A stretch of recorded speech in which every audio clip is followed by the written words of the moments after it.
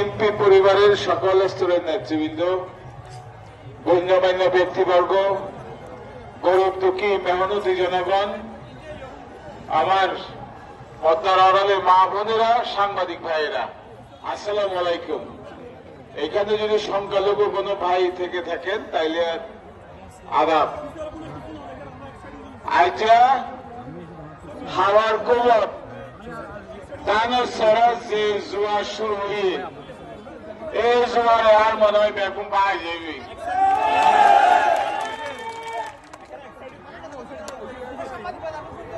আরো অনেক মিছিল হাত আছে,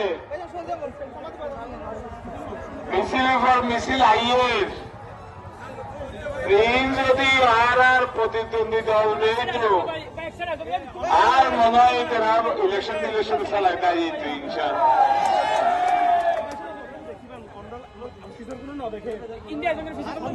আর যে হতান হইতে চাই ইয়া নইলে নতুন ভাবে জিয়ান বাংলাদেশ বিনির্মাণ করতে চাই আর দেশত হন হিংসা নচাই, হন বিদ্বেষ নচাই, হন রাজনৈতিক হানাহানি নচাই, আর একটা সম্প্রীতির বাংলাদেশ চাই, আর একটা নিরাপদ বাংলাদেশ চাই, আর ব্যাগুনে মিলি একমাতি সম্মানের সাথে মর্যাদার সাথে দেশের দায়িত্ব চাই। রাজনীতি ওনারা দেখেন 24 সালের 5 জুলাই আগস্টের আগে দেশে দেখান হিংসার রাজনীতি আসছিল, দেশে দেখান মারামারি রাজনীতি আসছিল, দেশে দেখান হানাহানি রাজনীতি আসছিল, বিদ্বেষের রাজনীতি আসছিল। এদিলা রাজনীতি ভবিষ্যতে যাতে বন্ধ হয়ে যাবে, আর যাতে হানাহানি রাজনীতি ন আগামী ফেব্রুয়ারি মাসের 12 তারিখ ওনারা যদি দানসরাদ ভোট দেন আর একখান সুন্দর নিরাপদ মানবিক বাংলাদেশ ওনারা উপহার দিবেন ইনশাআল্লাহ। বিএনপি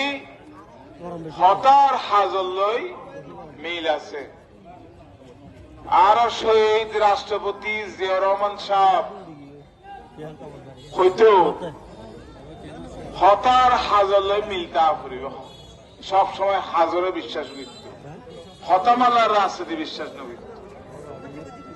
আর বেগম খালেদা জিয়া আপোষহীন ভাবে দেশের সেবা করি গিয়ে এবং আপোষহীন ভাবে মানুষের ভোটের অধিকার নিশ্চিত করি বললা বছরের পর বছর আন্দোলন সংগ্রাম করিয়া সাদের বিরুদ্ধে, ফেসিস্ট হাসিনার বিরুদ্ধে। বেগম খালেদা জিয়া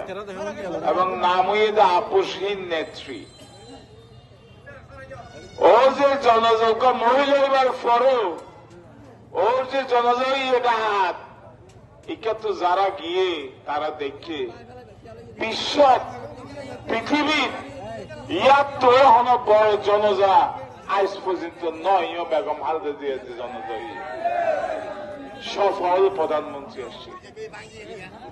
আগামী ফেব্রুয়ারি তারেক সাহেব আর 31 দফা কর্মসূচি দিয়েছি, 31 দফা প্রত্যেকটা সেক্টরের মানুষের লারা কর্মসূচি দিই। বিএনপি দল জীবা হদিন জোর করি ক্ষমতার নথাকে অদরা বেগম খালেদা জিয়ার ভোট নদন আগে ও ক্ষমতার চারিদিকে গিয়ে গই, কিন্তু এরশাদ অথবা হাসিনা জোর করি ক্ষমতা নসরন ছাড়া কোনদিন ক্ষমতা নেওয়া ছাড়ে। তো আর 31 দফা দিই এর কৃষক